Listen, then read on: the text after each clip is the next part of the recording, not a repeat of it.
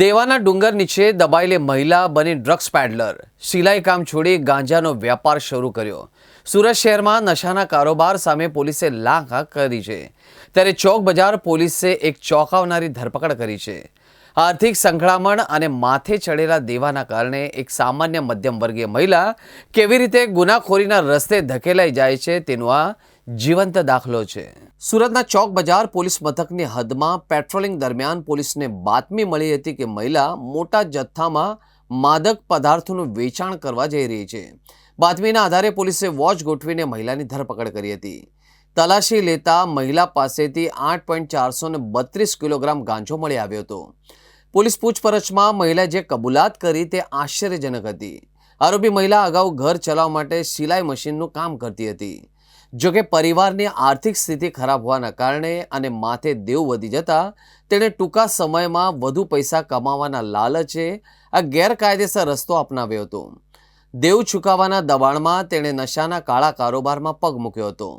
ચોક બજાર પોલીસે મહિલા વિરુદ્ધ NDPS એક્ટ હેઠળ ગુનો નોંધી તેની અટકાયત કરી હતી। હવે પોલીસ એ દિશામાં તપાસ કરી રહી છે કે મહિલા આ ગાંજાનો જથ્થો ક્યાંથી લાવી હતી અને शहर अन्य कोने कोने सप्लाई करवानी थी। एक महिला जो कतरगाम और चौक विस्तार के आसपास रहती है, उसका नाम इजराइना है, वाइफ ऑफ कासम नूर मोहम्मद। उसके पास शायद NDPS का कोई स्टॉक है, तो हमने उसके ऊपर वॉच रखना शुरू किया और डिटेल इन्वेस्टिगेशन पे ये भी पता लगा कि उसने कुछ दिन पहले ही एक उड़ीसा का ट्रिप भी लगाया है, तो जिससे कि हमारी जो शंका थी वो और भी गहरी हो गई है।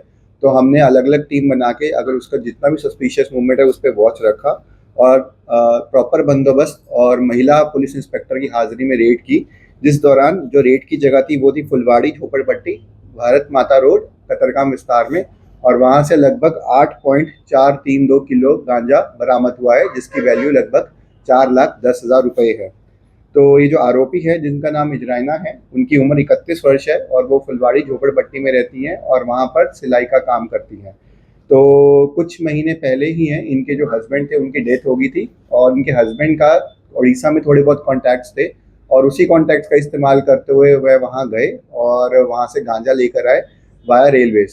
तो हमारी जो पुलिस थी उन्होंने इन पे वॉच रखा और इंश्योर किया कि ये जो NDPS का प्रोडक्ट है ये लोकल लोगों के हाथों में ना आए, और सही समय पर रेड की और जितना भी गांजा था उनसे बरामद किया गया और उनके खिलाफ NDPS act section 8C 20B और 29 के अंडर FIR दर्ज की गई है।